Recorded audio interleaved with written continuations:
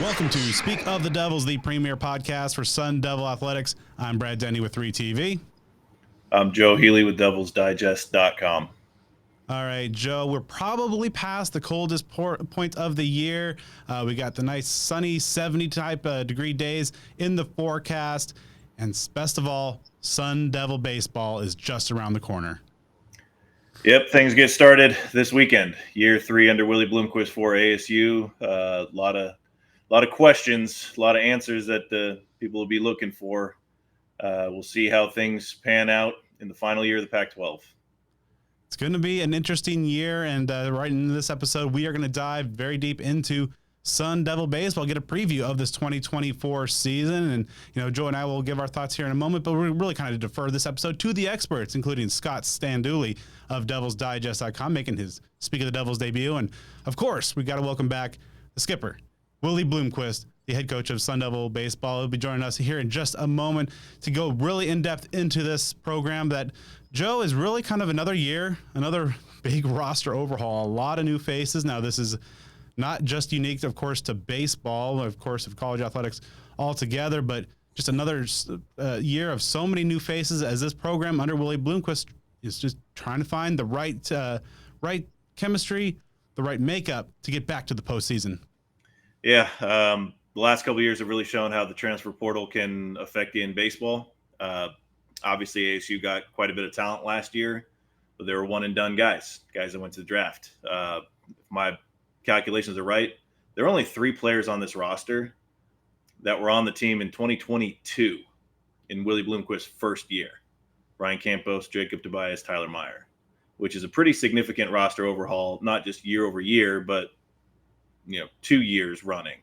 And that's kind of the nature of the beast. It's not said to obviously, slight anyone or anything like that. It's got to be a very difficult thing to try to stockpile talent, to try to recruit, to try to build a program. And, just like it is with many other sports where you don't want to just get mercenaries that are going to be there for just a year. You want to go after top talent, but you can only imagine how challenging it is to build the roster.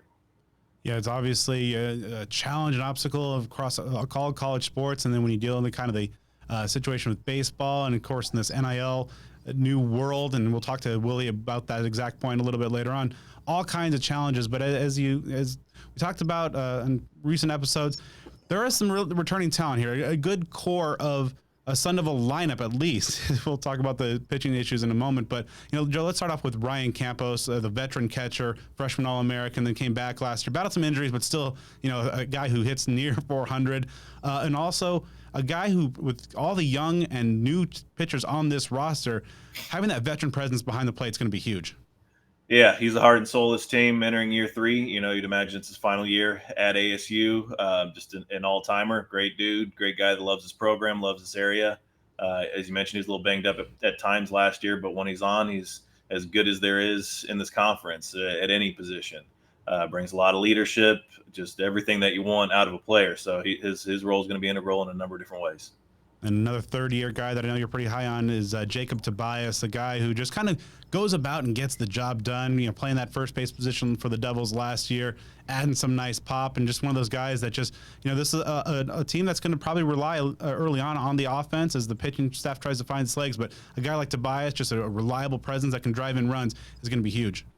Yeah, he's someone that doesn't get a ton of fanfare, but he's steadily improved. I know from his freshman year to his sophomore year, he made some significant physical changes that helped him out. But he's just a workhorse that goes out there and gets it done. And again, he's another guy in year 3 that is probably looking toward a MLB future after this season. So it's a big year for him. And then a couple of other guys that are worth mentioning in terms of guys that are coming into their sophomore year after getting significant playing time as true freshmen. One guy, Isaiah Jackson, a local guy, an Arizona product who really flashed some amazing play with the glove and defense. Had some struggles at the plate, but new Contreras at the hot corner at third base. Really, because I think it was a nice surprise. It had some good pop. It seemed like he had kind of like an Ethan Long type of week where just a week or two where everything was just bombs. Those are 2 guys that ASU is going to hope and definitely need to avoid that sophomore slump. Yeah, Jackson, I believe, is the best defensive player on the team. I think he was the defensive player of the year last year. Makes some highlight reel stuff. As you mentioned, there's some room for improvement.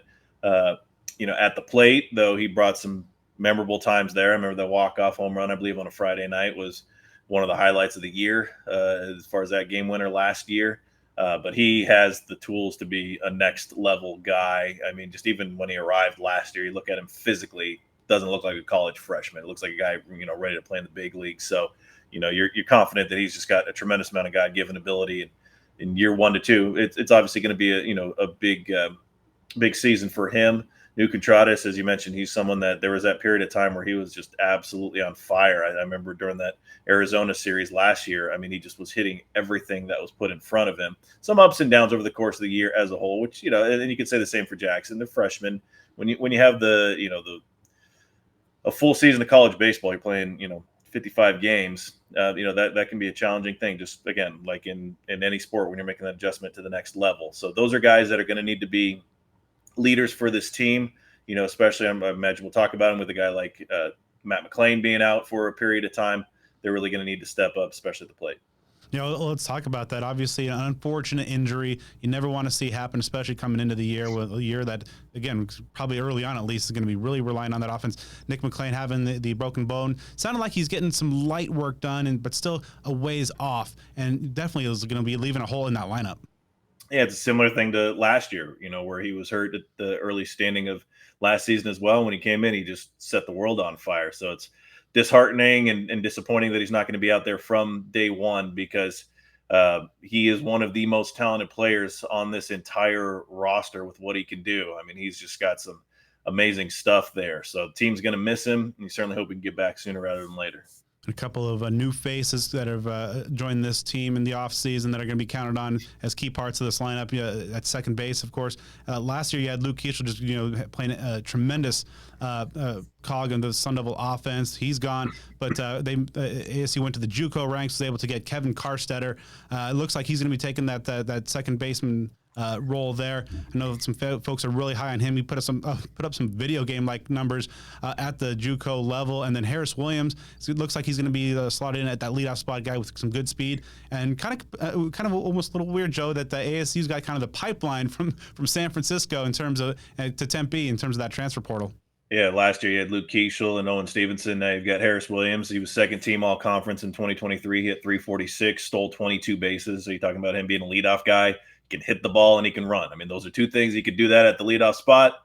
You might be able to make some money playing baseball. You talk about Karstetter. He hit 415, 12 home runs at the State College of Florida, which is a junior college. A couple other names on the transfer list. I was going through this a couple of days ago, and some of them aren't necessarily ones that in the early reports that are being talked about as maybe being everyday guys, but they have some impressive credentials. Infielder Mario DeMera from San Francisco. He's a first team all conference pick last year, hit 348. Eamon Lance at catcher came from Santa Clara. They were a good team, as you might recall. They knocked Arizona, I believe, out of the NCAA tournament last year. He hit 356. He was all regional team and honorable mention all conference in 2022. And then others like Josiah Cromwick comes over from Oregon. He started 31 games there last year. Stephen Undina started at shortstop for Florida International. So you've got some guys that have got D1 starting experience, and some that have got some pretty impressive credentials as far as like all conference accolades and that sort of thing. Again, some of those are not necessarily being listed as everyday guys, at least going into the first weekend. But Williams, I believe, was a preseason all conference honors recipient for ASU this year. So he's a guy that comes in as far as the newcomers, probably having the highest expectations. All right, and then we turn our attention to the pitching staff, and obviously it's been a rough couple years for Willie Bloomquist in terms of what he's seen from his pitchers. A lot of new faces, a lot of new arms on this staff, and so I think ultimately pitching is going to determine how far this team goes if they are going to be able to make a postseason run. It looks like Thomas Burns, a true freshman, is going to get the opening night start on Friday. Connor Markle, a GCU transfer, looks like he'll follow up in the rotation on Saturday. With Tyler Meyer, good to see him back from injury, missing all of last season, rounding out at least the opening weekend rotation. So there were some improvements year over year from 2022 to 2023. Just look at the numbers. ASU's team ERA in 22, 6.76. Last year it was 5.95. Was 9th of 11 Pac-12 teams and 149th out of 295 teams nationally. So, still, though it's slightly improved. There's a bit to be desired. But to put it into perspective, I looked up the numbers from last year. There are only 6 of 295 teams across the nation with a team ERA better than 4. So we kind of have to take a different context when we're talking about college baseball compared to times, with your MLB or other just thoughts you might have of baseball of, okay, like a good ERA is going to be, a different range there. But ASU had some instances where really the pitching just fell apart and it hurt them very badly last year. There were 5 games in 2023 where ASU scored 8 runs or more and still lost. And in 3 of those 5, ASU scored 10 or more runs and still lost. And if you look back on the year, and I mean, realistically, ASU was probably 1 win, maybe 2 from being a tournament team. So when you have scenarios like that, where you're still scoring a lot of runs, but you're losing ball games, that's obviously something to fix. And we talk about the roster turnover. There are only 2 pitchers on this 2024 roster who saw the field for ASU last year, and Jonah Giblin, Matt Teating, of course, Tyler Myers, you mentioned, has been on the team for a couple years, but he was injured for all of last year. 2022, I believe he was the primary midweek starter. If he's going to be kind of moved into a Sunday role, that's something that could be a good fit for him. So, yeah, there are some new bodies in there, and it's kind of like a different look. Last year we had guys like Ross Dunn, Owen Stevenson, Timmy Manning, ones that had some experience at other schools. You throw a true freshman into the mix in Thomas Burns from the state of Wisconsin. That's something that could be better than the alternative, because if you get some young guys in there who, don't come to ASU immediately draft eligible, I get that the point is to get these guys to the pros, but at least it just allows you to mitigate that massive roster turnover if you have guys, again, like Burns, who have a lot of years to play. You mentioned that ASU just narrowly missed a tournament berth a season ago, and Willie Bloomquist says that, he thinks that kind of their soft non-con schedule was one of the primary reasons to blame, kind of that RPI coming back to bite them. He made sure that wasn't going to be the case this year. They got a pretty brutal non-con slate. 5 teams that made the tournament a season ago ASU will be facing before they open up the rigors of Pac-12 play. And, of course, that includes a trip to Globe Life Field out in Dallas for a tournament. It's going to be facing some quality opposition there. Joe, what's your thought, just real quick, on terms of what lays ahead for ASU in terms of the non-con schedule? So as far as the non-conference, yeah, there's some challenge there, and it starts this weekend. I mean, Santa Clara, they're a tournament team last year, as I mentioned. I believe that they beat and they might have eliminated Arizona in its regional last year. So you've got 10 overall opponents. We can dive into more of the conference stuff, I'm sure, in a moment. But you've got 10 overall opponents who made the postseason, 2 of which went to the College World Series last year. And you look at that non-conference schedule, and you've got opponents like Texas A&M and TCU. You mentioned that tournament going on at Globe Life in Arlington at the beginning part of March. Those are going to be some challenging teams. Just kind of like last year, ASU went to Mississippi State and had some success out there. I know that Willie Bloomquist likes to stress and challenge his guys. And as you mentioned, that's something that, when you're a team that is just trying to work its way back into the postseason, these matchups really, really matter. And so you have a few previews of Big 12. I believe Kansas State, Texas Tech, if I'm not mistaken, are on the schedule as well. So you've got quite a mixture. You've got a couple games with Grand Canyon, and those typically are pretty interesting to say the least. So ASU's non-conference schedule, there are some challenging ones, and some of them are not going to be at Phoenix Municipal Stadium. So ASU is going on the road to do some of that work. And then, of course, things really don't get any easier when they open up conference play. Pac-12 is always one of the best baseball conferences in the nation. Thoughts on what lays ahead, obviously, after they get through a pretty daunting gauntlet of the non-con, and then in the final season of Pac-12 ball? So, there are 5 Pac-12 opponents that ASU will face that made the postseason last year. 3 of those are going to be series that are on the road with Stanford, Oregon State, and Arizona. And obviously you'll have that kind of one-off game at home against Arizona that doesn't count toward the conference slate. And then you face Oregon early in the year. They ended up winning the conference last year. Washington also was a postseason team. So there are some challenges there. And a lot of folks are very, very high on Oregon State this year as like a top 10 caliber team. Could make some major national noise. Stanford is still what it is. Arizona isn't quite what it was, prior to their coaching change a couple years ago. but they still, to their credit, they won a couple games in the tournament, and that helped them get into the NCAA tournament. The couple games in the Pac-12 tournament they won that helped them get into the NCAA tournament last year, and maybe kind of stole ASU's spot in the eyes of a handful. So, it's going to be a challenging slate, to say the least. So ASU is going to have to earn it, but that you certainly can't say that they're not placing rigor upon this team, and that's how you make guys better, and that's how you make programs better. That's how you get fans really excited when you have these challenging teams, again, whether it's at Phoenix Muni or elsewhere. When you have these sort of things going on, gives you an opportunity to do something pretty special if you can rise to the occasion. The first 2 years under Willie Bloomquist have ended without a postseason appearance. And of course, last year, the RPI was one of the factors there. He made sure that wasn't going to be an issue here. But obviously, ASU baseball and especially the fan base has extremely high expectations for this program. Before we talk to Willie and get his thoughts on his team, Joe, do you think this is a situation where it's kind of a tournament or bust season for Sun Devil baseball?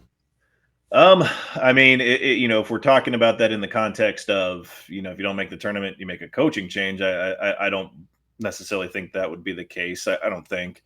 I think this team certainly has the potential to get to the tournament, as we've talked about here multiple times. The schedule will at least allow that if you can, rack up some victories. As we recall last year, for a good chunk of the season, ASU was near the top of the standings in the Pac-12 before things really slipped away from them in the late stages of the year. So, this team's got the potential to do that. I believe that for the first time, obviously, in his now entering his third season at ASU, that Willie Bloomquist has all his own guys there. There are no players that were recruited or signed by the previous regime. I'm not saying that's a knock on anybody. It's just that when a coach has all of his guys in there, that helps you get that buy-in. That helps get that unified team mentality toward things. So, I would imagine you got to make the postseason this year. There's no one that's going to be happy with that. I know that they were, very disappointed in how things played out when it came to the NCAA tournament selections last year. Now, again, as we've talked about, they could have helped their own cause in a lot of different circumstances, and sadly, probably only would have taken one or two more wins to get there. But for this season, I think you really need to get to the tournament, because if you don't, I don't know that necessarily creates a change after 3 years. Certainly don't want for that to be the case. But it just makes things tilt into a direction that you want to stay far, far away from. So I know that there are some folks like some national reporters like Baseball America and some of these that kind of think of ASU as somewhat of a sleeper type of team. I'm not necessarily saying in, maybe the College World Series realm quite yet, but as far as just one that could have a successful season at a rate that maybe some aren't expecting. So if that could be the case and ASU gets into the postseason, that at least would be an improvement for sure. A lot of new faces, a lot of questions, a lot of expectations. So it's going to be an interesting spring in Tempe and out at Phoenix Muni for sure. But, hey, that's just Joe and I talking a little bit to Sun Devil baseball. Let's talk to the man running the program, a Sun Devil alum, guy who bleeds maroon and gold. Here's a conversation with head coach Willie Bloomquist. Willie, before we dive into kind of this season up ahead and everything that's going on with these 2024 Sun Devils, this is your third year coaching your alma mater. Through those first two seasons, what were kind of some of the biggest lessons and takeaways that you had that you're applying towards 2024 and beyond? I think, for me, just learning the landscape of college baseball, was a big challenge, and everything, all the trials and tribulations, challenges that it brings you. My first 2 years was a transfer portal and then the NIL. So, when talking to some other coaches across the country, and they're, saying, man, you chose probably the most difficult time to get into college sports with everything going on. But, with that and coming into it with no experience really, so to speak, and having to learn all that and figure out the college game, figure out roster management, that type of stuff, and recruiting. It was certainly challenging, but, once you kind of try to start figuring that stuff out, it gives you a little more comfort, after a couple of years, knowing what to expect and trying to solve the problems that we have and ultimately bring the program forward. So looking ahead to the non-conference slate, 5 tournament teams from last year are going to be appearing on that non-conference schedule for you guys. What do you want to see from your Sun Devils during that pretty tough non-conference stretch? Well, I think that was, by design. We wanted to make our schedule tough, maybe a little too tough, I think, at times. I'm like, boy, we bit off a lot more than we could chew maybe. But at the end of the day, we don't want RPI to be a factor again. So that was the reason for the tough schedule that we put our guys, or going to put our guys through. But, at the end of the day, if we make it through that and are standing at the end of this thing, it's gonna have us battle tested, and I think that's gonna be great. But I look for our guys just to compete every day that they're going out there, compete hard, do play the game the right way. From a pitching standpoint, hopefully throw a lot of strikes, work ahead in the count, good tempo, offensive side of the ball, just stay aggressive, and hopefully create some chaos on the bases, all that type of stuff. And if we can do that, I like our chances. So early next month, of course, they'll be heading out to Arlington, having the team play at MLB ballpark at Globe Life Field. Pretty stiff competition, Texas A&M, TCU out there. What are you guys looking forward to from that team? What do you want to get out of that experience? Well, I think you said it. I mean, we're playing against a couple of really good programs down there. That'll be a nice challenge for us on the road. We get a chance to play in Globe Life, where defending world champion Texas Rangers, call home. So we'll get a chance to play in a major league stadium, hopefully with a lot of fans and a big crowd, good environment. So again, this is all preparation for hopefully if we get into the postseason and can make a run. I mean, we're going to have to be able to play in those type of environments, and not only playing them, but be successful against really good teams. So this is a good challenge for us and a good opportunity. And at the end of the day, it'll be a great experience for our players.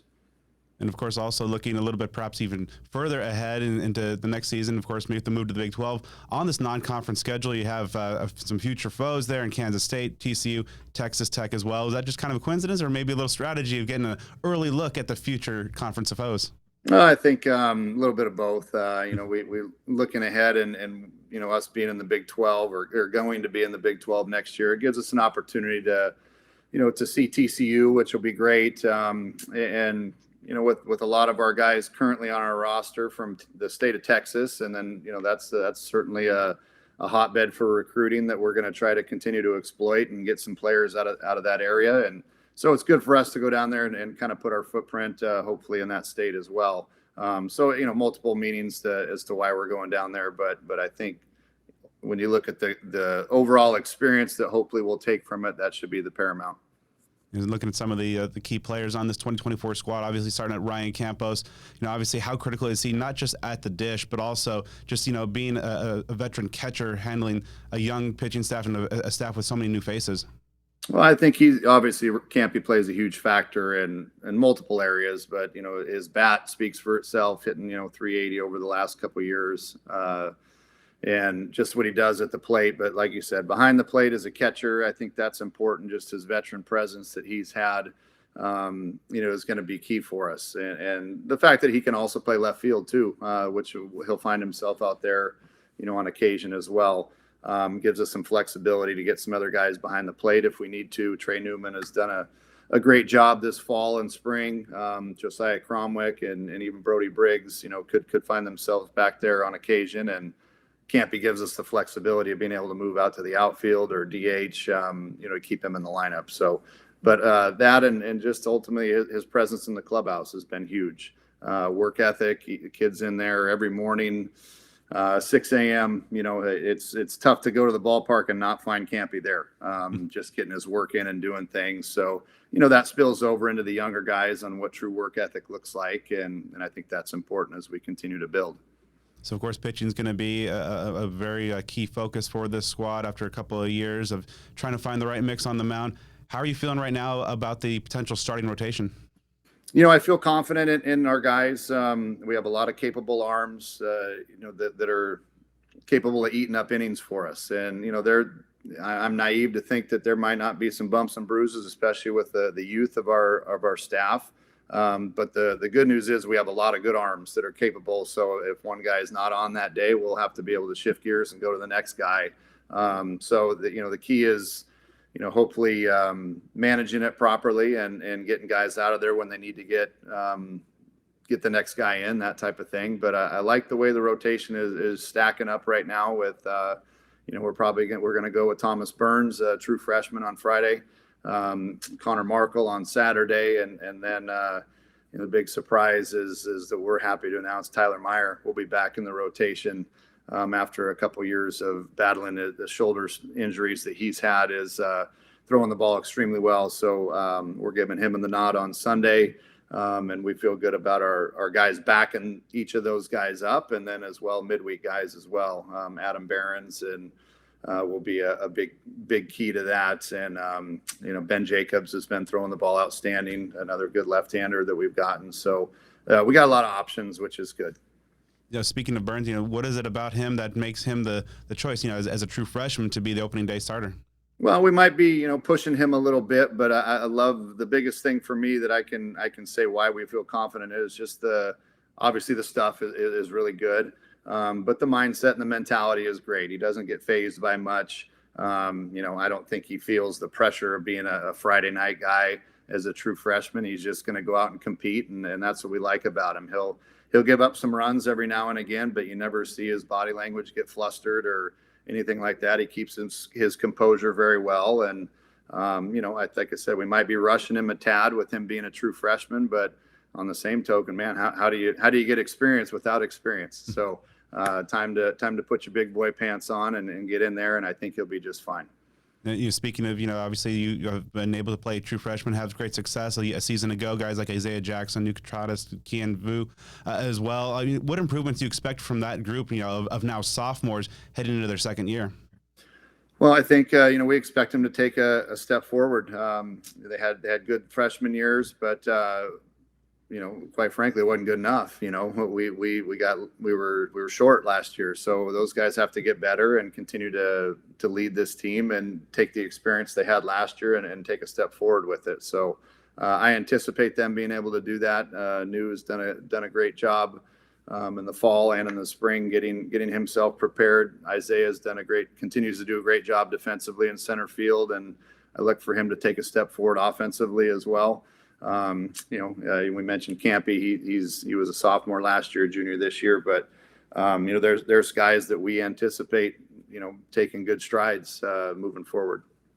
You announced not long ago that Nick McLean's going to miss some time due to injury. For any of our listeners who might have missed that announcement, what does the timeline look at this point right now, and how do you kind of feel such a key player's absence in the short term? Well, I think, obviously that was disappointing that what happened with Nick, especially with how hard he's been working this fall and spring. But he's ahead of schedule. He got his cast off yesterday and is already starting the rehab process with moving the hand around and getting that ready to go. He was taking fly balls yesterday, obviously not throwing, but continuing to get his work in, which is great. So, if I'm being very aggressive, I would like to see him hopefully back by Globe Life, the Texas series down there. I think that's being very aggressive and optimistic. If he does, I'd be really happy. But probably more realistically, the Oregon series following that would be something that we're targeting. If he can come back sooner, it would be a nice, pleasant surprise for us. Jacob Tobias is a guy who just kind of seems to quietly get the job done. Not a whole lot of fanfare, but just a guy who puts up numbers and a key part of that lineup. What are you expecting him now, as he's heading into his third year? Toby's, he's kind of like you said, I want to say the forgotten one, but he's the one that just kind of does his job every day and is a rock in that lineup, RBI producer. You're probably going to hit cleanup most of the year, fourth or fifth for us. And, I think that's obviously an important spot in the lineup when you're hopefully driving in a lot of runs. And we expect him to do that again this year. He's done it in the past couple of years, and we don't expect anything less out of him this year. And he's another guy we expect to take a step forward. And then, defensively, he's done a great job getting more mobile at first base and saving runs over there. And I continue to set the bar high for him on a defensive level as well. So I think, Toby's just, like you said, the kind of that guy that just goes about his business, does his job every day, and look up at the end of the year, and he's been a heck of a run producer. So I expect the same out of him this year. Brandon Compton's may not be a household name at this point, but is very an intriguing name at this point. Looks like he'll get a shot. What do you think he could potentially bring to this table? Brandon's a guy that's still learning, a lot of things, and we'll need to make some adjustments, but he has, light tower power, incredibly strong young man that mishits balls and plays pepper with the batter's eye, when he mishits them. So he has that kind of strength that other people don't have. Fun to watch, but there's going to be some growing pains, I think, with him a little bit on, continuing to learn how to hit at this level. And do I think he can do it? Absolutely. He's work ethic is no problem when it comes to him. He's in the cage all the time trying to refine his swing. And then, don't forget about him on the mound either. I don't see him early on helping us out on the mound, but as he continues to progress and move forward, that's a mid 90-mile-an-hour arm from the left side. So if we can get him more fine-tuned in the zone, I expect him to do big things for us in the future as well on the mound. Roster turnover is obviously such a big part of the sport across the nation. Another year with a lot of new faces here. From head coach's perspective, what's your process in getting so many of these new guys kind of locked into your style of ball? Well, I think that's part of the challenges that we talked about earlier, right? And the college landscape that we're faced with is, hopefully getting these guys to buy in that this is a 3 or 4 year commitment here, versus a one and done and flying the coop and going somewhere else and chasing a few dollars, going somewhere. This program is special, and if you do it right, it's going to set you up for the rest of your life. So getting guys to understand that and buy into, in an ever changing world where it's cool to go jump to the next shiny new toy, being locked in and hopefully building the program that this is special. You're part of something bigger than yourself, and guys realize that, and hopefully guys want to stay here. And we hopefully moving forward don't have the size of roster turnover year in and year out that maybe other programs do. But that's our focus, is trying to stabilize and get guys that that want to be here, that are locked into being here. And occasionally, if we have to use the transfer portal to bring in a guy or two to fill a need, great, fine. But ultimately, we want to build with our incoming freshmen every year and stack those guys on top of each other. And I think that's hopefully how we're going to build a sustainable program. Between the freshmen, the JUCO guys, and the D1 transfers, who are some of these newcomers that really kind of caught your eye and may have some Sun Devil fans buzzing here in the early part of the season? I think, looking from the offensive standpoint, Harris Williams, he'll be hitting leadoff for us, is a nice piece that we picked up. Very capable bat, does a lot of things on the base paths that'll make you, that'll open some eyes, just because he's an electric base runner and has been getting on base a ton, granted it's scrimmages, but I look for him to have a nice year for us. JUCO route, Kevin Carstetter, from the College of Florida is a nice bat that'll be kind of in the middle of the lineup to start the year.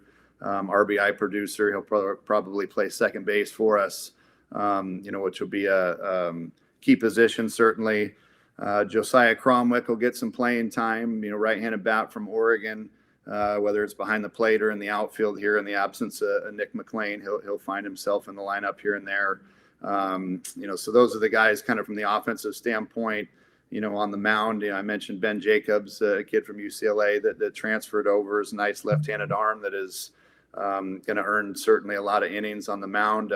We just continue to look for those guys to be an influence. And then, a lot of the rest of the pitching staff is freshmen, with the exception of, Connor Markle coming over from Grand Canyon, will be good. And Hunter Omelet, another kid from Grand Canyon, that's both of those guys are seniors. So that they should factor into the mix.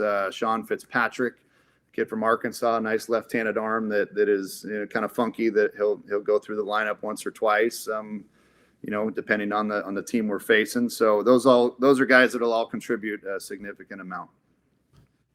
It seems that most of the discourse around NIL these days is centered on football, men's basketball, and in terms of the coverage and attention. But from a baseball perspective, what are you seeing?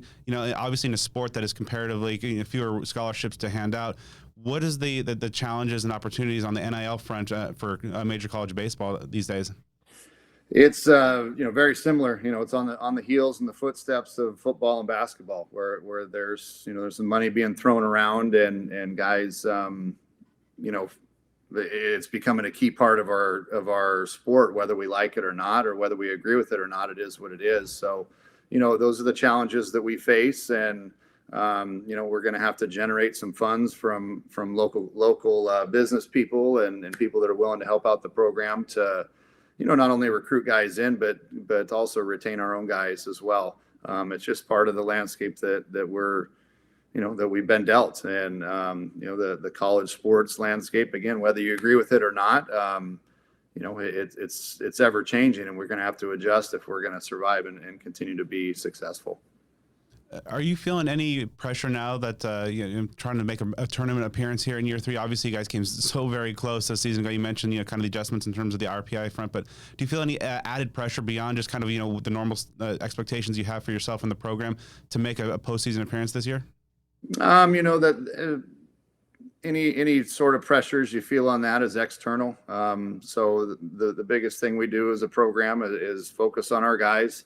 And focus on playing winning baseball, and the rest of it will take care of itself. Obviously the expectations of this program are, to be successful in the postseason and then hopefully get to Omaha and bring us a national championship. But, in the parity that we were faced with in college sports and specifically baseball, the challenges are tough. We have a lot of things going against us, but on the same level, we like the challenge. And so for us, putting any external, pressures on us for, having to do X, Y, and Z.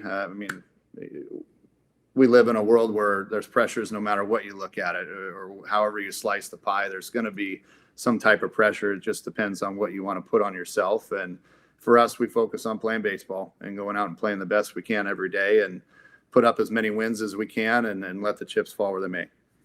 As part of that process, what are the top keys for this 2024 Sandulli squad that must be achieved in order for those guys to have the season that you expect them in 2020 the season?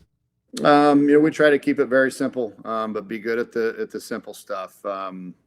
Pitching standpoint, working ahead, throwing a lot of strikes, not giving up your free 90 feet, free bases, that type of thing. Offensively, a lot of contact, in the middle of the field, and being aggressive from an offensive standpoint, and defensively, obviously make the routine play, turn a double play. So if we are very good at those things, we got a chance to win and play clean. If we play clean baseball, we're going to win. If we don't, then we open ourselves up to get taken. So if we can handle the fundamental stuff and do that well, then a lot of the winning takes care of itself if you handle the fundamental things. And last one for you. Obviously, you focused on this season right ahead of you, but this is going to be the last season of the Pac-12, and obviously, you've had great success as a player and as a player of the year in the conference. And what are your thoughts on just kind of the end of the Pac-10, Pac-12, and then also the future ahead, moving to the Big 12?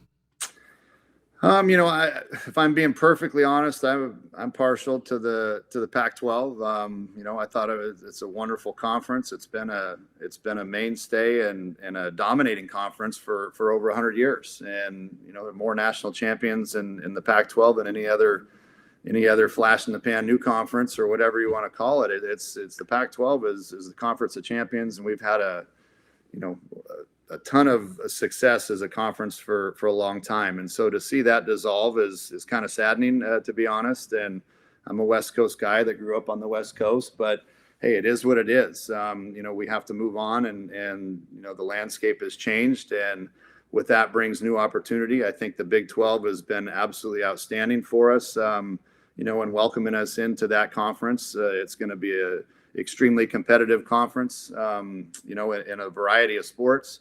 And their organization skills and everything that they've showed already, just in the onboarding process, has been very, very impressive. So I think it's moving forward. It's going to be it's going to be outstanding. If there is a conference that we had to dissolve the Pac-12 and move to, I think we're landing in the right spot. The Big 12 has been, again, very welcoming and very forward thinking in what they have plans to do. So from a baseball's perspective, I think it certainly doesn't hurt us. If anything, it helps us moving east, getting into Texas, Oklahoma, Kansas, those states. We're going to be on ESPN streamed. All of our games will be streamed on ESPN moving forward. So from a national standpoint, we'll get a lot more exposure that way. There's just a number of things to be excited about moving forward, even after you turn the page of disappointment of the Pac-12 dissolving. So one door closes, another opens. We'll be excited to join the Big 12. All right, an exciting time here. Making his Speak of the Devils debut, stepping into some pretty big shoes because Jack Loader has been pretty great on the baseball beat the last couple of years, but continuing the lineage of great DevilsDigest.com reporter Scott Sandulli, guy who will be soon off to France to cover the Olympics. That gives you a little bit of insight into the quality that we're about to have on the show. Scott, welcome to Speak of the Devils. Appreciate the kind words, Brad. Got a lot to live up to from Jack Loader, but I'd like to think I can at least carry on at least some of that in terms of the great Devil's Digest baseball writers we've had. And before we can think about France, first pitch in Muni Friday night. That's what I'm worried about right now. All right, so let's dive in. So obviously when you look at these last couple years under Willie Bloomquist, teams that had some highs, some lows, especially on the mound, as we'll get to a little bit. But ultimately, what stands out about this 2024 squad when you kind of compare it to the first two iterations under Willie? I think the first thing you got to start with is that Bloomquist talked a lot about how this is his first recruiting class. When he first came in 2022, inherited a lot of commits from the Tracy Smith era and used the transfer portal a lot last year, and to his success in a 2023 season that went off the rails towards the end of the year. But this is a lot of him and Sam Peraza, pitching coach and recruiting coordinator. This is their guys. And I think this is the first team that's the case here. A lot of them are on the mound. There is a lot of freshman pitchers that are going to need to step up quickly. There's a lot of talent there. The lineup is a lot of holdovers from last year with some really good talent in there as well. So I'd say it's different in the fact that this is Bloomquist and Peraza's team, a lot unlike how they kind of pieced together guys through the transfer portal last year and inherited a lot of Tracy Smith's roster in 2022. So obviously pitching has been at the forefront. 2 years ago, pretty bad, just a shade under a 7 in terms of the team ERA. A little bit better last year, and as you mentioned, a whole lot of arms, a lot of young arms as well. What level of confidence should ASU have, our fans have right now in terms of will pitching be better in 2024, kind of given so many new faces? Well, it's hard to have much of a prediction or a confidence level. A lot of it's new. It's an entirely new weekend rotation. Ross Dunn, Christian Curtis, Timmy Manning, all were drafted last year, all very good talents worthy of being drafted, as well as their 8th and 9th inning guys, Blake Pivaroff and Owen Stevenson. So it is a real rebuild of the key spots of a rotation that was talented last year, but I don't want to say underperformed, but towards the end of the season kind of tapered off, and as ASU struggled down the stretch and ended up missing the tournament. So it's a lot different this year in the fact that your Friday starter is most likely going to be freshman pitcher Thomas Burns, if any indication that I've gotten. Very talented kid, throws 95 miles an hour, stands 6'5" on the mound, a real intimidating presence. One thing that you might not know about is he's from Wisconsin, and that's not exactly the most baseball-rich prep territory there. So that's a bit of a wait and see to see what he's got. Connor Markle looks like the Saturday starter, transfer from GCU, a real steady left-handed arm. Isn't going to wow you with too much, but Sam Peraza kind of was very comfortable in describing him as the Saturday guy in that he can stable things out, settle down from the chaos that can come from a Friday night game. And Sunday, your guess is as good as mine, but my estimate is that we're going to see Tyler Meyer, who is one of the only bright spots really of the 2022 pitching staff. Missed all of last season with a torn labrum. ERA is a little inflated, but he put in good work in 10 starts with the team as a freshman. So I think now that he's healthy, he could be a real kind of veteran presence despite being a sophomore. And bullpen is a lot like the rotation, the fact that it's unknown and it's a lot of freshmen. But there's a lot of talent back there for sure. Wyatt Halverson and Cole Carlone are two really, really talented guys that can really throw the ball pretty hard.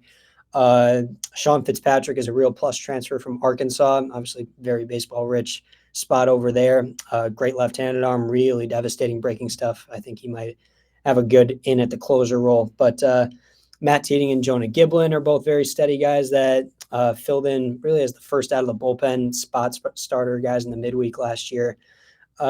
Yeah, it's a nice mix of some veterans, whether that's between ASU or different, and freshmen. So it's hard to have a gauge because a lot of it is true freshmen and a lot of guys that people haven't seen before. So it's a wait and see. It's hard to have any sort of confidence level or prediction at this time, I'd say.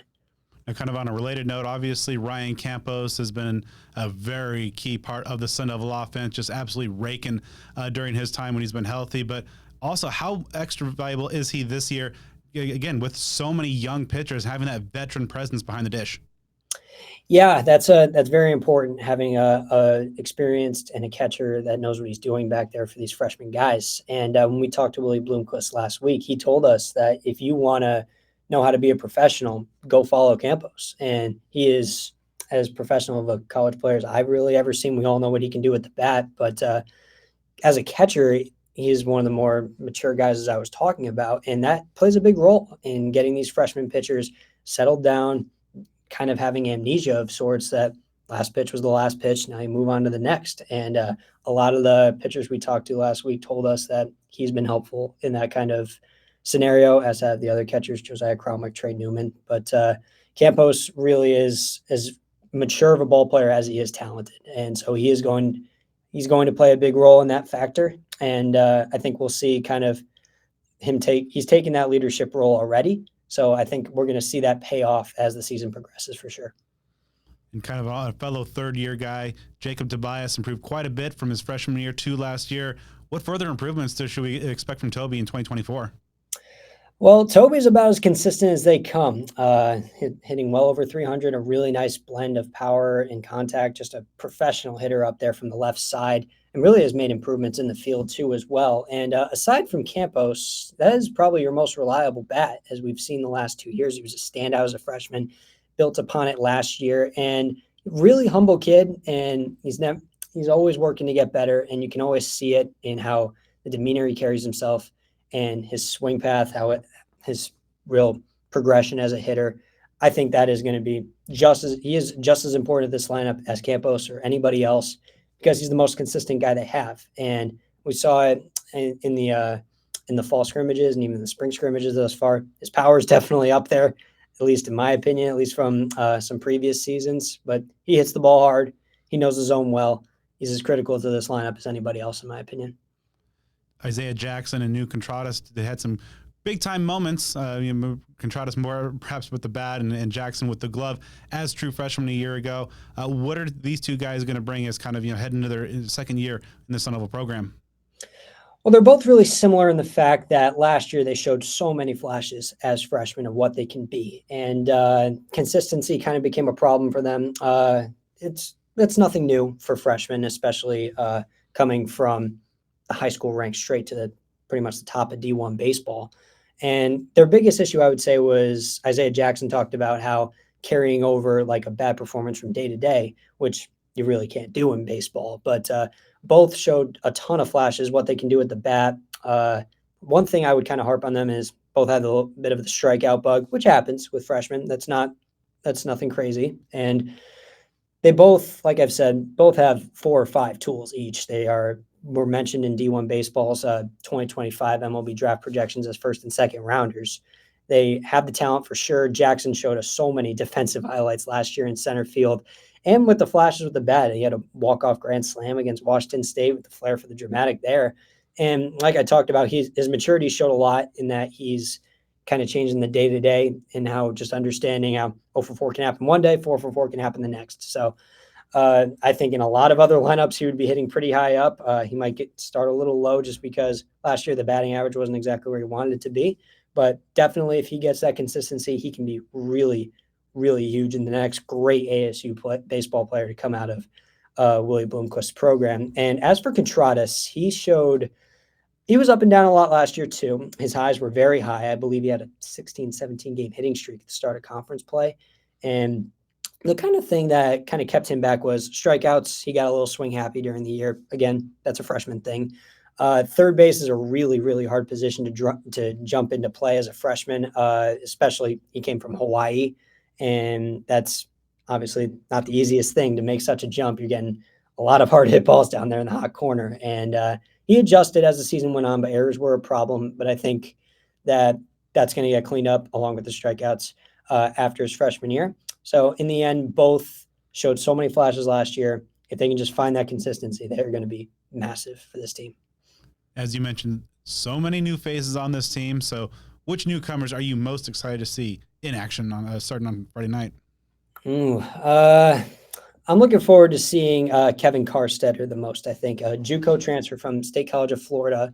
Looks like he's going to take over the second base position, where last year he hit over 400 and drove in 77 runs, I believe, in a 60-game season. So kid can hit. And although it was at the JUCO level, we'll see how it translates to D1. But this middle infield battle was as fierce as it could have been all throughout the fall and spring. And the fact that Carstetter kind of set himself apart with multiple weeks ago before the season tells me a lot about what the coaching staff thinks of him and probably the performances he's putting on in front of them. Great bat to ball skills, runs pretty well. I think he's going to be, I don't know if he has the power that Luke Keeschel necessarily displayed last year, but he can fill in at second base in a way that missing a second round pick like that isn't going to hurt as much. Aside from Carstetter, Harris Williams is going to be really intriguing. Left-handed side hitter can play either the corner outfield. Came from San Francisco, where he hit almost 350 and led the WCC in stolen bases. I think I would be surprised if he's not the leadoff hitter on Friday night, just for those reasons. I would say Brandon Compton is also an intriguing piece to watch. He redshirted last season. Real hard hitter from the left side. Two-way potential, but it seems like they're going to use him just pretty strictly as a DH. And he can hit the ball really hard. I think those three guys are probably the newcomers that could really make an impact from day one. But there's definitely potential in Thomas Burns, like we talked about, a lot of the freshman relievers as well. Taking more of a macro view, you talked about the offense and the staff. What do you feel is maybe the biggest area of strength so far right now, and right now maybe the biggest area of concern heading into the season?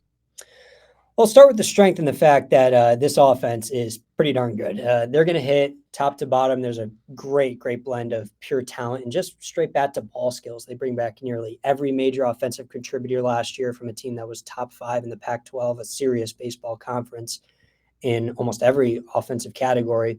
So aside from Luke Keeschel and Luke Hill, who have since moved on, a healthy season from Campos. He was hitting over 400 before he hurt his oblique last year. Hopefully a healthy season from Nick McLean once he comes back. Broke his hamate bone a couple of weeks ago. They expect him back towards the start of March, and they can get him back for that Texas series when they go down to Texas for that preseason tournament. That would be huge. He showed a ton of promise as a hitter towards the end of last season. Another season under the belt for Contreras and Jackson, like we talked about, is really going to help them. Tobias, like I said, as steady as they come. So you got 1 to 6 or 7. These dudes are really going to hit. And I think it was Kevin Carstetter that told us a couple of weeks ago how there's 6 or 7 dudes on this lineup that could probably be 3-hole hitters in some big time programs. And I believe that. And it is just the depth they have too. I mean, guys that may not play every day, such as like an Eamon Lance, who can hit the ball 500 feet, I'm convinced. And there's a lot of really nice pieces in the middle infield with Ethan Mendoza and Jax Ryan. It is an unbelievably complete lineup. The depth is outrageous, in my opinion. So they're going to hit. The concern, I would say, is going to come from the relief pitching the most. Starting pitching, I think, is a little less of a concern because Connor Markle, senior from GCU, he's got a lot of experience. Tyler Myers pitched a season already, although he missed last year. So Thomas Burns is that an uncertainty? Sure, but I think there's a greater uncertainty in the fact of the relievers. I talked about how Sean Fitzpatrick from Arkansas is really the one veteran guy back there. Cole Carlone, Wyatt Halverson, Josh Butler are all freshman guys that are going to play big roles in this bullpen. So they're freshmen. How they handle coming from the high school level to the D1 level is going to be really interesting for sure. And since it's hard to call it a concern, but more of an unknown is what I'd say. You mentioned ASU is going to be heading to Arlington. Going to be playing some games at Globe Life Field, home of Joe's Texas Rangers. That's just part of a very daunting non-conference schedule. 5 tournament teams on that non-con slate. What's your thoughts on Willie Bloomquist challenging his guys like this before the rigors of Pac-12 play even get underway?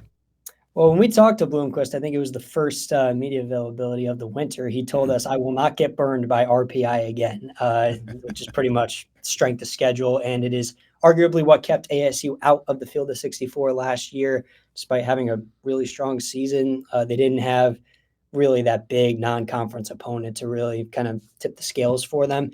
And he was not going to let that happen. They start the season this weekend with Santa Clara, a team that played in their regional final last year, knocked out Arizona, which Willie Bloomquist was very happy about.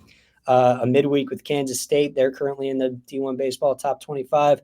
Ohio State's always tough in the Big Ten. Then you go down to Texas A&M and TCU. In the last 2 years, both of those programs have gone to Omaha, and they're both in the preseason top 10. So it is going to be a trial by fire, really, with this ASU team. We're going to find out quick what these guys are made of, and it's going to be big on those pitchers. With a lot of them being freshmen, they are going to see the best of the best really early, and that's either going to be a really good thing or a really bad thing, in my opinion. But however they managed to do that, the Pac-12, it's still the Pac-12. Oregon played in a super regional last year, lost a decent amount of that team, but still pretty good on that end.